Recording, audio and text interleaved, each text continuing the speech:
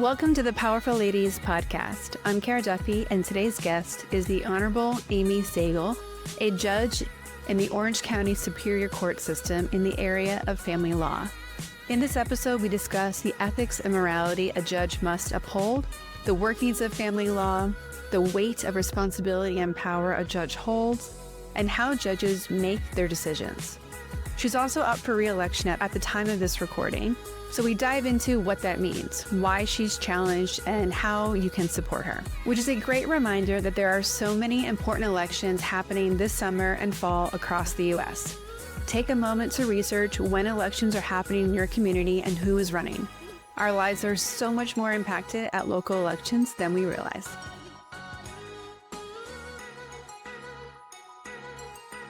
Welcome to the Powerful Ladies podcast. Thank you so much. It's a pleasure to be here. I'm very excited, and it's nice to have this time. Thank you.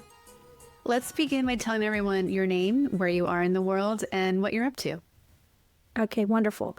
My name is Amy Sagel, and I am in Orange County, California, beautiful Orange County, California. And currently, what I'm up to in the world, of course, as working mom in her 40s, that can be answered so many different ways, but I'm currently a sitting Orange County Superior Court judge. I preside over a family law calendar, and I have a family with 2 young children that are in elementary school, and a dog, and a husband. So that's me in a nutshell. And then as we get into it, I'm sure I'll tell you more about kind of what's been going on with me more recently. Yeah, perfect. This is the first time that we're having the pleasure of having a judge on our show. I think that being a judge must be so fascinating and sometimes equally frustrating, because I don't think that people realize the equal power and limitations that a judge has. Do you maybe want to explain that for people who aren't in the legal system on a day-to-day basis? Thank you actually for mentioning it, and the way that you put it, I think, is very accurate. And it's not even something I fully appreciated. Having worked as a lawyer for 20 years before this, it's not something that is understood until you step into the shoes of a judge. Because like you said, I can say equal power and equal responsibility. As a judge, you are fortunate and humbled to have an impact in people's lives.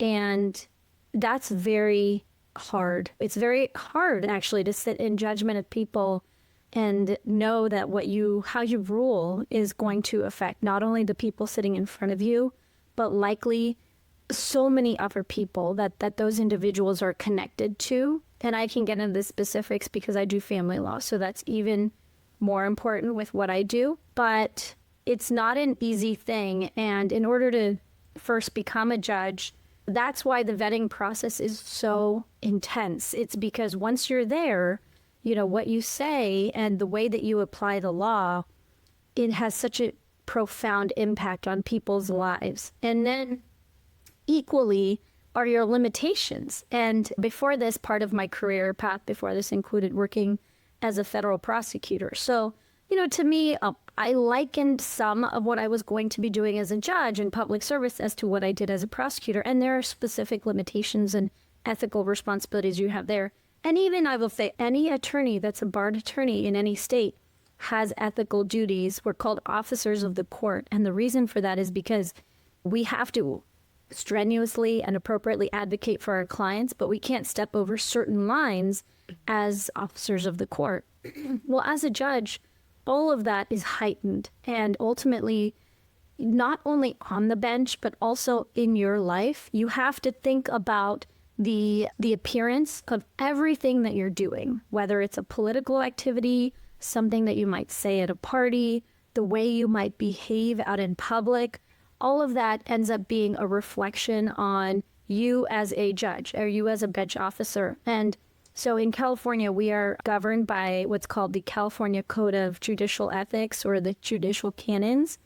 And those canons apply, they have to do with rules that we have to follow both inside the courtroom and outside the courtroom that have to do with impartiality, the making sure that we're acting appropriately, ensuring that we're not using public office in any way, shape, or form to either further our own goals, whether they be financial or not, or put our name or put our kind of authority behind something. So all of that, there are very strict rules and restrictions that you have to kind of live by. Things that you wouldn't even necessarily think, right? Things that you, in your normal everyday life, you might have a friend running for office. You may want to support that individual. And it might be someone in your community who you're really a fan of. But as a judicial officer, you actually can't participate and endorse others in elections other than judicial candidates. So that's one example, and is particularly pertinent to what I'm facing right now. But that I can come up with so many other examples where you have to toe the line of, I'm a judge inside the courtroom, but I'm also a judge when I'm in my community and living my life. I appreciate that there are leaders in our community and career paths in our community that do have such a high moral and ethical standard where it does matter what you do outside of work as much as in work. I think that we might have a happier world today if that was held in more roles of authority, because we forget, I think, that it is a reflection. Like, how you do one thing is how you do all things. And while I would imagine that most people who are judges don't need to worry about or clean up their personal lives because that's how they got there in the first place, but it is something to be mindful all the time of, am I withholding the agreements I've made? Am I withholding the value of the role that I have and the community that I serve? It really changes how you're orienting your whole life. And I can also imagine that's frustrating. I think what people also don't know about the world of being a judge is that you can't just decide. I love being on jury duty. It's the closest thing I get to fangirling in the law space. And I'm always amazed every time I do it, how little power the judge actually has. And I'm sitting on the jury being it's okay. We've only been here 4 hours. Clearly this person is guilty. Can't we just already make a ruling and everyone moves on? We are wasting taxpayer dollars, but we can't. That's not the system. So when can you step in with your authority, and when do you have to allow the process of law to take place first? That's a great question as well. And I must say first that I've always wanted to serve on a jury, and I've never had that, I've gotten called for jury duty, but usually I'm excused before we actually get to be assigned to a case. I think that would be a very fascinating thing to do as a lawyer and now a judge. But by the way, judges also get called for jury duty. So I don't think a lot of people know that. And we also have to serve our civic duty and show up in court when we get called for jury duty. But see, to answer your question, it really depends on the law and the case type. So most people are familiar with civil and criminal cases where ultimately a jury makes the decision. And in criminal, of course, it's guilty or not guilty. In civil, it's whether or not you're going to rule for the plaintiff or rule for the defendant. And that is a system that's obviously so important to our democracy. And truly, as a judicial officer, I appreciate it more than I ever did before. You learn in history class, and I learned as a lawyer how important it is, but it's really fascinating to know that it is a community truly of our peers that make those decisions and, like I said, sit in judgment. I just feel like that statement has such a powerful effect. Everyone can understand how difficult that is. However, we also have other case types that don't involve juries. And so family law and anything really, most things other than criminal involving children and families are case types where ultimately all the trials are called bench trials. And that means that it's a judge making all of those decisions. So I'll talk specifically about family law just because that's where I've been assigned. I've been a family law judge now for almost 2.5 years. And what that means is day in, day out, I deal with divorce, child custody, financial orders related to divorce or child custody, meaning child support, spousal support, division of assets, and then also domestic violence cases and adoptions and parental termination of rights. That's kind of in a nutshell some of the work that I do. Pretty much none of those case types involve jury trials. And the judge ultimately has quite a bit of discretion. And I know I don't struggle with it, but I always think about this question of discretion, because ultimately it's a question of equality and fairness, right?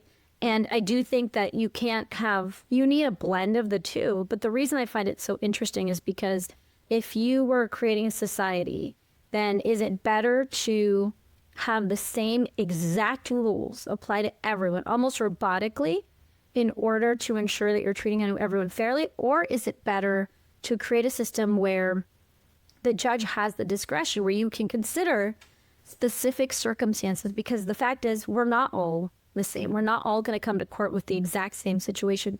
We're all going to have some nuances to our story or to our relationships that might make a difference in what a judge might rule. But then you have to be okay with a system where if you're before one judge, that judge might come up with decision X. And if you're before another judge with the same story, that judge might come up with decision Y. And so as a family law judge, and being what's called the finder of fact, normally the jury is the finder of fact. In my cases, I'm the finder of fact. I listen to the evidence, and let's say it's a case about domestic violence. I have to determine whether or not the standard's been met by the moving party. And there is a lot of consideration that I put into those decisions. But the thing I would love for your listeners to know, and as you mentioned in the beginning, this is the first time you're having a judge on the podcast, is I love that I'm doing this because I do think it humanizes people on the bench. And as an attorney for so long, and as a judge now, it's easy to forget what it's like for people to walk into court and have to walk into a courtroom and swear under oath before a judge, before someone wearing a black robe, and tell them your story. Again, which what I listen to is the most personal, intimate stories that you can imagine concerning divorce and things like child custody. And so to me, it's like, what I try to do is ensure that people who come to court know that there's a human being on the other side who can relate, who can understand, and whether I rule for or against you, will listen fairly to what you have to say and try to understand the situation. I think that when I think about my role as a judge, specifically when I'm the bench officer making the rulings rather than a jury, I have to it never leaves me how important the decisions that I make are, and try to connect with the people before me as a human being. Well, and so often in family court, you're making choices that impact the trajectory of a child's life. One of my friends from college was the prosecuting DA in the city of Worcester in Massachusetts, and she was given all of the cases involving children. And as a mother of two, she had to change after a while because she's like, and there's a lot of like child abuse cases and a lot of just horrible things that she was exposed to that happened to kids. And she's like, I could only take it for, I think it was 5 years before, like, I couldn't take on more of the sadness and more of the pain. She's like, I loved fighting for these kids. But at some point you're like, when is the world gonna like get a clue? And like, I don't want any more cases. Like, I want them to go away. Mm-hmm. So no, I think 5 years is actually a long time to have done that work, especially when you can relate on a personal level. It's funny though, I joke about my career path because I feel like as a lawyer, I've always picked things that are difficult, right? That are emotionally difficult. And I think that it must go, for me at least, hand in hand, right? Like, I want to do work that's meaningful, therefore I'm going to be in some level of emotional turmoil. But basically, so I think it's worth explaining kind of a little bit about my background. After law school, I worked at a corporate litigation firm in New York for 3 years. And then directly after that, and somewhat inspired by that, I ended up at the U.S. Attorney's Office. So I was a federal prosecutor for about a little more than 5 years here in Southern California. And some of my work as a federal prosecutor included sex trafficking cases. And I just listened to one of your recent podcasts where you had a wonderful guest speak about her experience in that area. And that was very difficult because on one hand, I did feel like it was extremely meaningful work. I was meeting with minors who were victims, and honestly, sometimes even perpetrators of sex trafficking. And then I was meeting with the offenders, the defendants who would either want to come in and plead guilty or come in and cooperate with the government. And so I learned a lot about the underbelly of our society, things that otherwise in my community, of my social community, I wouldn't really have any connection to. And a lot of people that live around probably don't. And it is, I remember specifically going home at night, sometimes like just crying, just the tears flowing, because you meet with people who, number one, probably have been vulnerable from the start and disadvantaged from the start. And then you see how really actually very smart entrepreneurial individuals manipulate and take advantage of their targets. And they're specifically targeting people who are vulnerable. And so I did that work. And then after that, I decided to leave the U.S. Attorney's Office, and I again ended up in a field involving children and families where I did adoption work and parental termination of rights. And again, it's something that people think of when they think of adoptions. It's usually a happy thing. It's a pleasant thing. But part of the work that I did involved involuntary termination of parental rights. And I've represented adoptive parents, birth parents who stood to lose their rights, as well as minors in those cases. And again, it's all relatable as a mom, as a woman, as I think just a member of society. And the funny thing is, the more people I would talk to just in my community about what I did, the more I realized everyone has a connection, right? Either someone's adopted, they know someone's adopted, someone in their family was adopted, or they adopted their children themselves. And these are just very human stories that you can relate to. And now on the bench, I do some of that work for on the other side of things. And I think for me, there are days where your cases don't leave you and you're up at night thinking about a case, whether or not you made the right decision, you're still thinking about it. There are some really scary things that you see and that happen in court. And I think that over all these years of doing this work, for me, the key is I'm not good at compartmentalizing. I can't come home and just turn off that side of my brain. But the fact is that my family knows, in general terms, not anything specific, what I see at work. And for me, talking about it is actually helpful. And so I hope I last in this area for a long time, because I do find it meaningful and very challenging work. But I do think for someone like me, and it's important, and your friend too, it's important to always keep tabs on how it's affecting your life. It's equally powerful and equally overwhelming when you know the truth versus live in whatever bubble we were in before. And I think there's no way to be involved in law, and especially at the local community level, and not be able to see the breadth and width of like what members of our community are dealing with. And it's so easy. We talk about the bubbles we're in because of technology and social media. But I see so many people, friends across the U.S., who feel like they're in a neighborhood bubble. Like they go from their house to work, maybe to the kids' school, to the park. Like that's it. Like there's a lot less third places, a lot less mingling across economic lines, neighborhood lines, etc. And so I think it's a really unique position to be in, where you're seeing everyone across the community. Like it's much more of a full data set of what's happening. That's a good point, because I like to say it's divorce is the great equalizer. In the same day, I mean, really back to back, I can have cases where the family that's getting divorced, they can't afford to make ends meet, right? And let's say they couldn't afford it when they were all living in one household. Now they split into two households and they have kids and they need childcare and they're both working. And I will say, there are the cases that tug at the heartstrings, and they're going to tug at the heartstrings because something horrible has happened or the family's in turmoil. And then there's the unexpected cases that really get you. And for me, it's the financial ones where no one is doing anything wrong. And it's just that it's too expensive. It's too expensive to take care of the kids, to have enough money for insurance, to have enough money for things like your cell phone.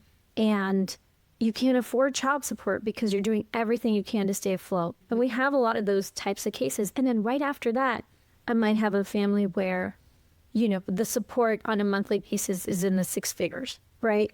Yeah. So socioeconomic issues, we see the complete gamut.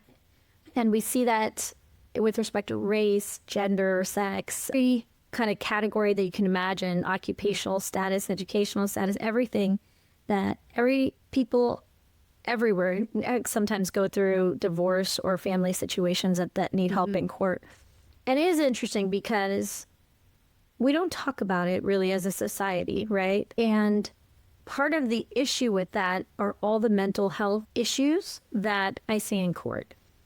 And I think it's interesting to think about that because sometimes there wasn't a mental health issue, or maybe the children had issues, something, and it led to the breakup.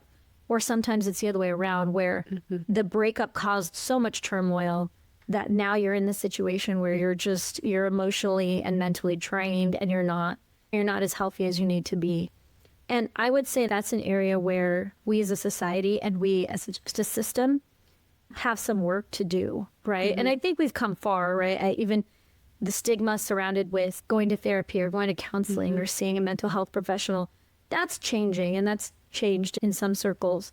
But I do think that I wish I had more tools in my tool belt in the area of mental health and not helping people at all levels, right? Sometimes it's a financial issue. I was watching a documentary recently, and it was talking about how when we think of child neglect, we usually think of the extreme cases of neglect and abuse, but there's also just cases where it's like financially not possible. And the stats in Orange County are pretty extreme. I believe we're the most economic diverse county in the entire U.S. And then I heard a stat recently that the poverty line in Orange County is $120,000 a year, which is absurd because 120 is also the marker for greatest 10% wealth in the world. That is crazy. Wow. It's totally crazy.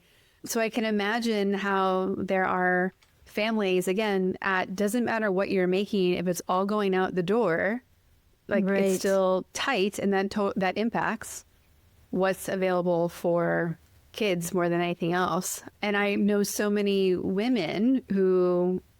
more women who have been divorced and are paying alimony than I know men, actually, because women have either been the breadwinners or their husband was staying home. And it's really interesting when you think about the roles being reversed and how it's evolving today. Yeah. I think, yeah, absolutely. And that, I would say, is interesting when it comes to the history of family law, because family law really grew organically out of a need, right? Like, it's unlike civil or criminal cases where, generally speaking, at least one side doesn't want to be in court, right? Yeah. One side's suing the other, or one side's prosecuting the other. And you have to take a proactive step to be in court. The difference is in family law, no one wants to be in court, right? It's essentially a relationship that grew out of love, right? It wasn't a business transaction or a contract. And the only way out is to go to court. And let me start by saying that most families who split up or get a divorce are able to resolve things without ever having to come to court. And so if you think about it like that, the cases I see are the filtered ones that are the most contentious or the most high conflict, generally speaking. And sometimes I will say they're not even that contentious because they kind of need a reset to understand how this is going to work.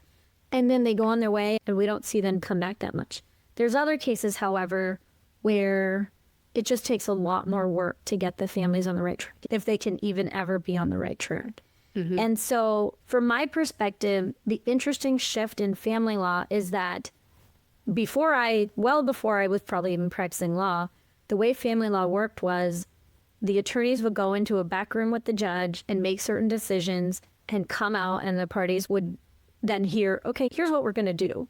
And of course, you would never want decisions about your life to take place outside of you being there and off the record, right? And so I will say sometimes it's still appropriate to have what's called a chambers conference, which is an off the record discussion with the attorneys. And the reason being, I think that's helpful, is the attorneys aren't emotionally invested in the case. So we can at least take some of the emotion out of it and have an honest discussion about what's going on. If I do that, first, I of course get the parties' permission. And second, When we go back on the record, I try to summarize what occurred, right? So there's transparency because that's important. But back in the day, there were two kind of steady states that everybody lived by. One was, generally speaking, the mother was the primary caregiver, and she probably had a default advantage at the divorce stage related to the children in custody. And two is the husband was probably the primary breadwinner, and there was a sense of, is the mother trying to take advantage of the situation by seeking support? Well, now, these days, we have such, I think, thoughtful laws in place as to how to address these issues in today's society for our needs, that those same defaults, at least legally, don't exist. Now, you still have to check your biases at the door, right? Because I've had cases where perhaps the names of the case, the names of the parties didn't key in whether they're female or male.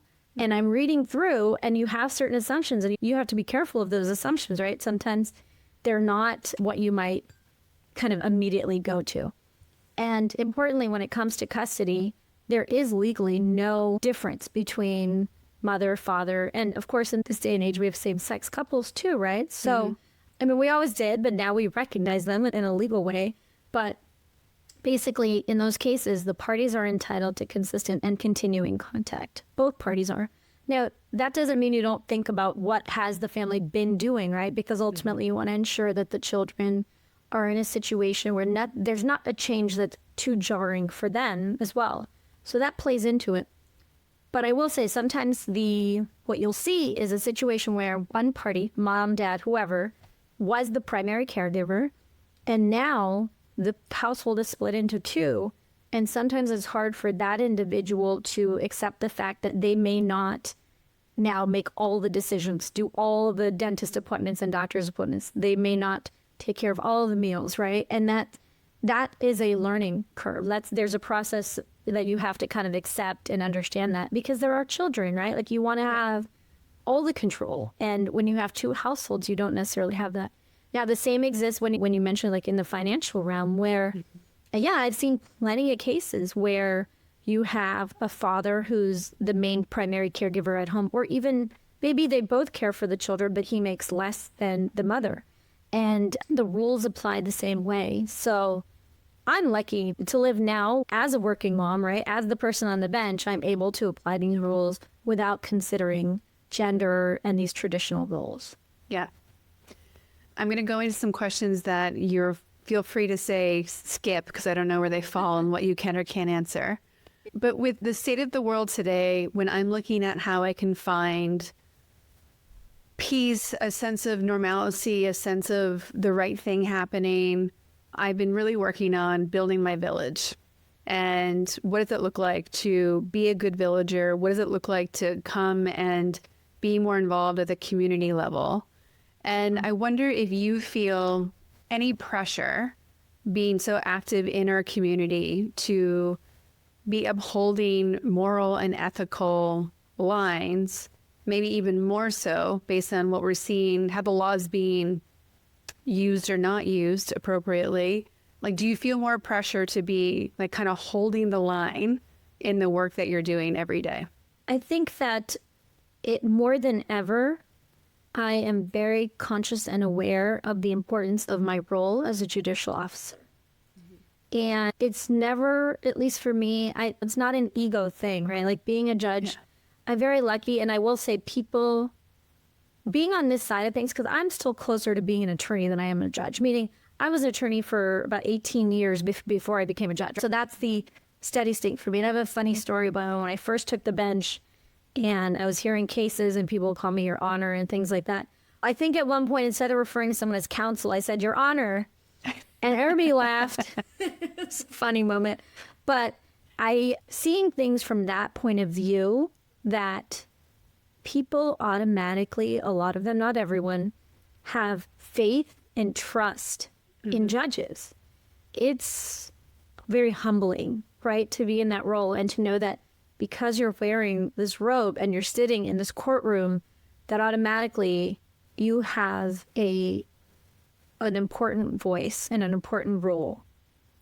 So when it comes to that, I think, again, whether it's on the bench making decisions or around my community, it's just something that you think about. It's something that you don't leave at home, and it doesn't always come naturally, right? Especially, like I said, I've been doing this for 2 years, so it's this double check where you're like, hey, is this what I want to be saying? Is this how I want to be acting?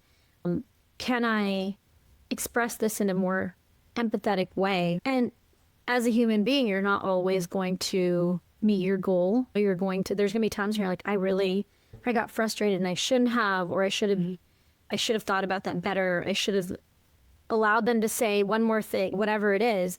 But I think the realization of the importance of upholding law, right, which is what we're supposed to do, is so important. And I now look at, it's funny when I hear other decisions other judges have made, for example, I'm thinking, wow, they really did a good job on X or Y in a way that it's so fascinating to me. I never thought like that as a lawyer, right? I separated myself from the person making the decision. And I can give you examples of that, but that's, I think, what I can say. And I hope that answers the question.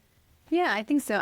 I think that because there's a gap in the general population's understanding of civics and the laws and what they actually say and how things can be decided on and ruled on, it can be really frustrating because the quote unquote like right answer isn't always the legal answer.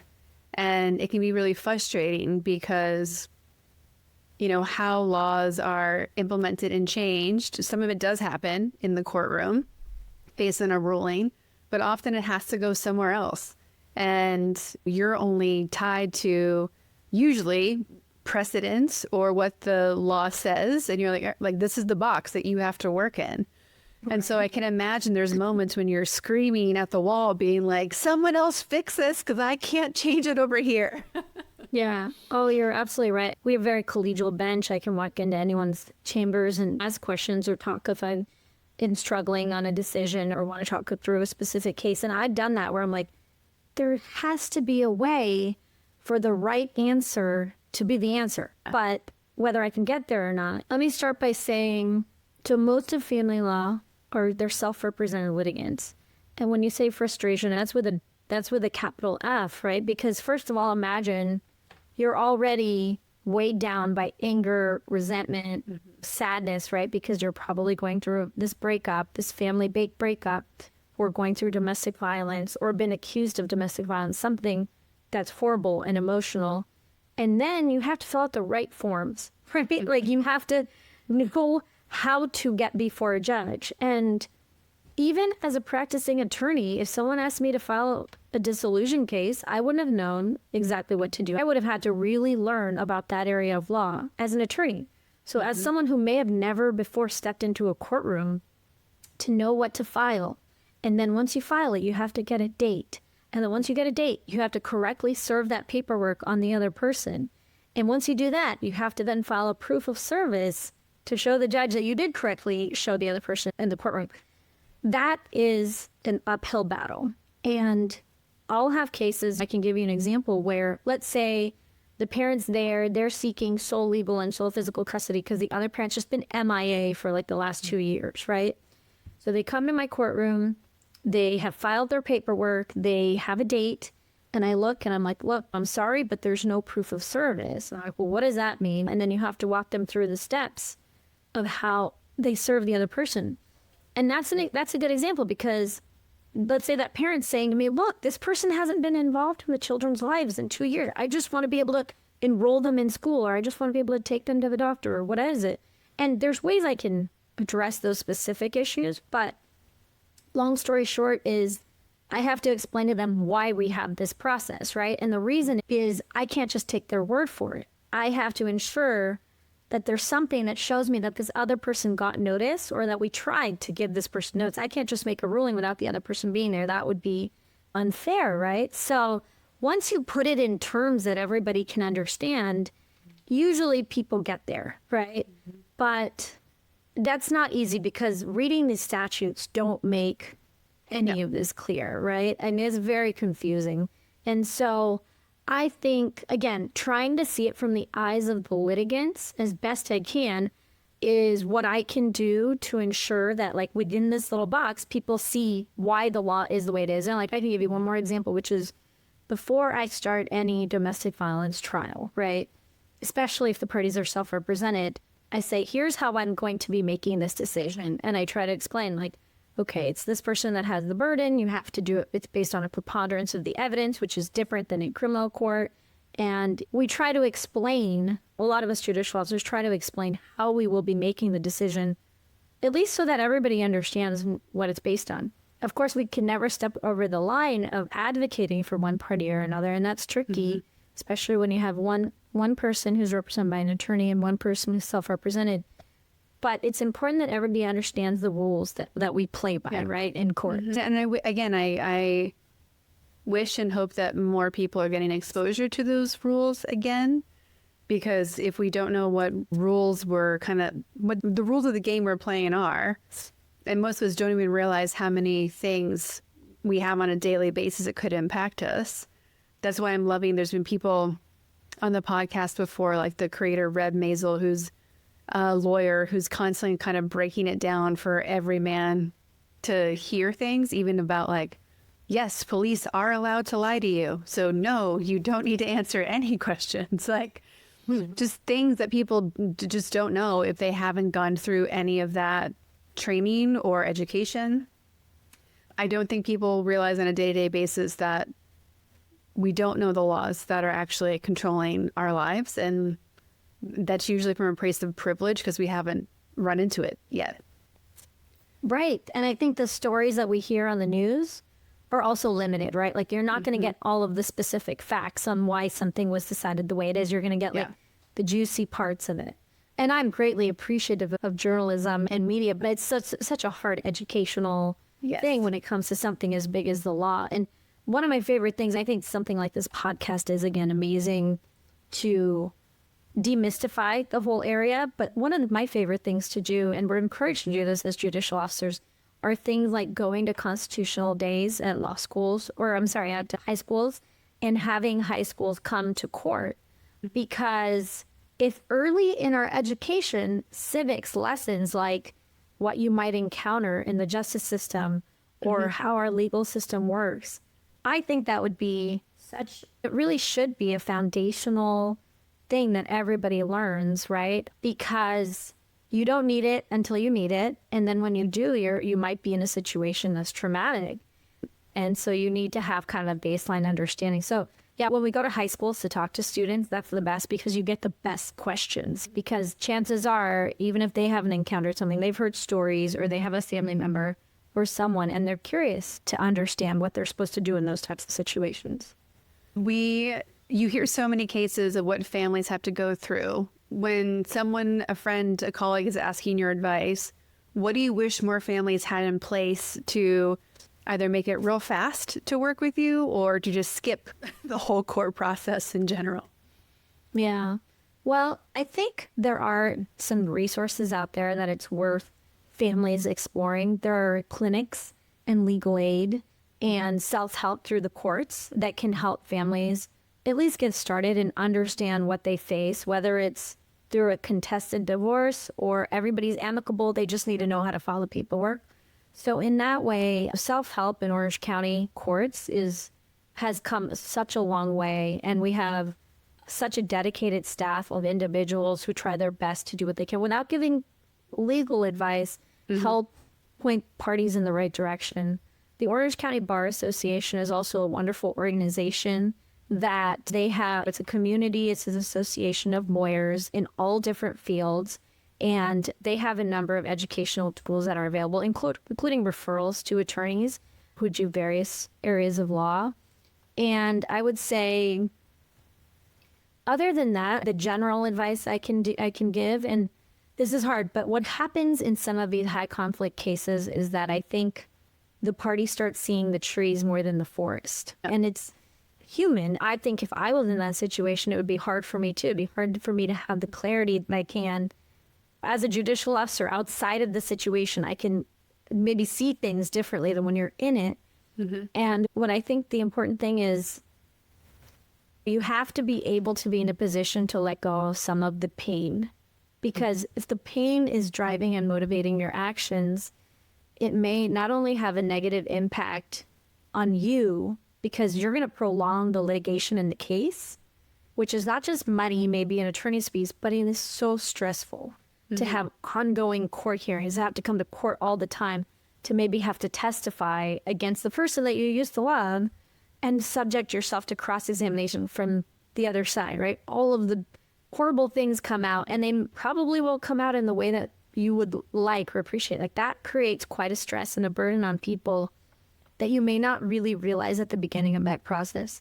And then maybe even more importantly, it's such a negative impact on the children involved in that situation, right? Because again, I don't think anyone's coming to court saying, I'm going to destroy my kids by getting a divorce. It's just that you start, like, maybe the other person's done something that you feel like has insulted you or has minimized your role in the children's life. Then you do something because you feel like, well, if that's the game they want to play, that's the game I'm going to play. And it's just a race to the bottom ultimately, right? And someone has to end up forgiving. Someone has to end up being the bigger person, and it's in order to kind of reset things. And what I see sometimes is you don't think that your children are involved, but our children, starting at a young age, are so intuitive. Yeah. They understand when we're upset. They understand what we're upset about. Whether or not you've tried to hide it from them, they usually figure things out. And then by the time they get older, sometimes they try to use that. They pit parents against each other. And again, it's not necessarily like a cruel thing. They're just kids, right? They're kids trying to survive in this situation where you have co-parenting or a broken household. And they might be dealing with their own issues about it. And in the meantime, they may feel like they side with one or the other parent at various stages. And then if they see that they have power in that, right, that like, okay, well, this is working because I insisted I wasn't going to go to mom's house. I was going to stay at dad's house. This is working. I'm going to keep asking for what I'm going to ask for. Oh, I'm going to get dad to get me a phone even though mom doesn't know it, or vice versa, right? And so then it's really hard when the parents aren't on the same page. And what I try to remind families is that even if you were married and living in the same household, you're going to have disagreements about parenting, right? Like, that's a part of life. And the only difference is now you're living in two households. And unless one parent is doing something to seriously negatively impact the children, you're going to have to learn how to be okay with different parenting styles. These are kind of general tools that I think might be helpful, right? That people remember that they're going to have to live in a new reality that accepts parts of the other person that are different. Compromise. I think what a lot of people also don't know is how judges are appointed. And that's kind of what you're also up against right now. So do you want to explain that and explain what you're in the middle of right now? Yes, thank you for bringing that up. So judges in the state of California, this goes for state judges, not federal. Judges in the state of California, they can be elected or appointed. And either way, you have a 6-year term. The only difference is when you're appointed, you are in the middle of someone's 6-year term. And when you're appointed, what I mean is you get appointed by the governor. So for me, I applied to the bench in 2020 and I was appointed in 2023. It was the hardest, most intense job application process I've ever done. And the way that it works is essentially that you have to go through various stages of vetting from attorneys and judges. And first you fill out this application. I think mine ended up being like over 50 pages or something. Wow. And you list everything that you've done in your legal career. You list other things related to your personal life. You talk about yourself and your motivations and why you want to be a judge. And then you list not only the attorneys that you've worked with, but also the attorneys that have opposed you, the judges that you have appeared before. And all of those individuals may comment on whether or not they think you would make a good judge and whether or not you have the qualities necessary, which include an even temperament, the ability to be impartial and unbiased, a strong understanding of the law and how to apply the law, being hardworking, which is important, having humility and really having the ability to be empathetic for people, So those are some of the qualities that we seek. And then in addition to this community of people who may be for you or against you, then these applications get sent out, or not the applications, these evaluations get sent out to a large group of random attorneys and judges who can also comment on it. Again, just to capture a true and full picture of who you are as a person and as a lawyer. And so for me, that process was quite intense and involved. And ultimately, I was very lucky and thankful to be appointed by Governor Newsom in 2023. So I took someone's seat who had retired. So my seat is now up for reelection, and I'm in fact being challenged in this election. So I'll be running to keep my seat as a judicial officer. The election is for the primaries. So ballots go up May 4th, and the actual election day is June 2nd. It's a county-wide election, so any registered voters, all registered voters in Orange County may vote. And I've been going through this election process, which it's arduous, it's difficult because I'm doing my day job. I'm not campaigning during my work hours. That would be unethical. But after hours and before hours and at lunch, I work on my campaign. That's a double-edged sword. It's a lot of extra work, and it's a lot of work impact on my family. But I have been so fortunate to meet so many wonderful people within the legal community and outside of the legal community in Orange County. I'm very proud to say, endorsements from a number of community individuals, including Sheriff Don Barnes, community leaders on both sides of the aisle, over 80 Superior Court judges, which includes our leadership on the Orange County Superior Court bench, and other employees and workers here in Orange County. Mm-hmm. And so is there a world where you could be up for election and no one challenges you? Like, does that happen sometimes? Yes. So most judges who have been appointed to the bench or have run in an election, when they're up for re-election, most often those judges are not challenged, which means that the judge doesn't even end up having to be on the ballot, and you just kind of continue in your role. Here in Orange County, there's been a history of challenges against judges who are newer, who are female, who are females of color. And I say that because I have now talked to some other judges who have faced these similar challenges in the past. I'm the only judge in this election cycle being challenged, and also there is an open seat, and 2 deputy DAs are running for the open seat. So my challenge is both typical and exceptional because, again, I'm the only one being challenged. And one reason I wanted to bring up my ethnicity and my name, which my ethnicity is, my family is Indian. I was born in India, and we came here, and I'm a naturalized U.S. citizen. And of course, I'm a woman, is because my name became part of the issue related to this challenge. So my full name is Ami Sheth Sagel. Sheth is an ethnically Indian name, and it's my maiden name. But once I got married, I made it my middle name. And I go by Ami Sheth Sagel. I also go by Ami Sagel. I go by Ami S. Sagel. And we all kind of interchangeably use our middle names or middle initials. My opponent filed a lawsuit to argue that I must use my full name, including my middle name, in the ballot. And the funny thing about that is that Mr. Pell, who's my opponent, he's barred in California as Charles Edward Pell, yet he wrote on his ballot that he wanted to be Charles E. Pell, yet he felt the need to object to me being referred to with middle initial, Ami S. Sagel. Ultimately, won the lawsuit, and although I'm extremely proud of my ethnic heritage, I care about my middle name, I didn't think it was appropriate or fair for someone else to dictate how my name should be listed on the ballot. And that's why I insisted that my name be Ami S. Sagel and challenged the lawsuit that he had filed. It shouldn't be about race. It shouldn't be about gender. It shouldn't be about ethnicity, especially not when the race involves the question of who can be impartial and unbiased and be a fair arbiter of the law. Mm-hmm.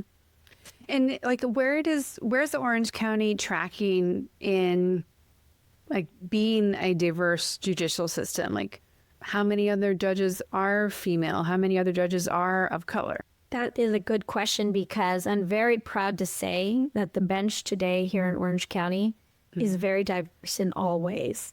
And several years ago, when Justice Jenkins, who is Justice on the Supreme Court, he was what's called the Judicial Appointment Secretary under Governor Newsom I believe. And he wasn't the judicial appointment secretary. He was involved in my appointment. He had already been elevated to the bench at that point.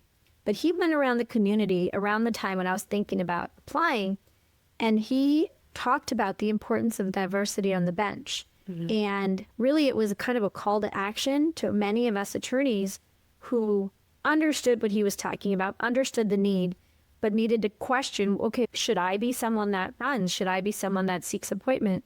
And I'm proud to say that as a female South Asian here in Orange County, it was for me very motivating to think about the fact that maybe I am qualified, maybe I can run. And I didn't grow up seeing judges that looked like me. I'm proud to say that now the bench in Orange County is extremely diverse. And I have served under presiding judge and assistant presiding judge who both female. And the ones before this current one were also female. And I think that the bench right now in Orange County is a number of individuals who really care about their jobs, who really care about the community, and who altogether comprise a diverse group of judges. Mm-hmm. Of course, we can always get better. I think that we need to improve the numbers in terms of African-American judges and Latino judges. And the reason I say we need to improve those numbers is because when you look at society, you want, just like a jury, you want our society to look like the bench officers that we have, right? Or I'm sorry, the bench to look like the society that we have. And so I think it's important to encourage others who first, from the stage of wanting to go to law school, and then the stage of wanting to be a lawyer, and then the stage of wanting to be a judge, to encourage people who may not have lived or grown up with those role models, right? Like me and my brother are the first to go to law school in my family. And I know a number of other individuals who are in that position. And I think it's important for us to, as a society, try to ensure that we're equaling the playing field by encouraging different people to go into the law. Amazing. Well, I am so thankful that you are currently on the bench, and I'm excited to be supporting you getting reelected. I'm just really grateful that someone as considerate and compassionate and as smart as you are there. We need more people who are following an ethical and moral standard and using logic to have fairness over equality, I think. And so thank you for the work you're doing. Thank you for everyone that you help every day. It's such an important role in our community, and I'm really thankful that you're out there doing it. Thank you so much. I'm thankful for this opportunity, and I hope that you keep doing this podcast. It's really incredible to hear the stories that I've heard through it. Thank you for that. Thank you. And then for everybody who wants to support your reelection, get involved, where can they find, follow, and support? Thank you. Yes, my website is judgeamisagel.com. It's AMISAGEL.com. And I welcome all support, endorsements, donations, and just getting the word out about the election and educating yourself about the candidates. Well, I'm very excited that I've already seen lawn signs for you in my neighborhood. So every time I went by one, I'm like, oh, yes, I get to talk to her. This is exciting. That's wonderful. It's funny to have your name out there, but I'm very grateful. Thank you so much. Well, thank you for your time today, for being a yes to me and the Powerful Ladies. And I can't wait to see what happens in June. Thank you. Take care. Have a great day. I appreciate the time.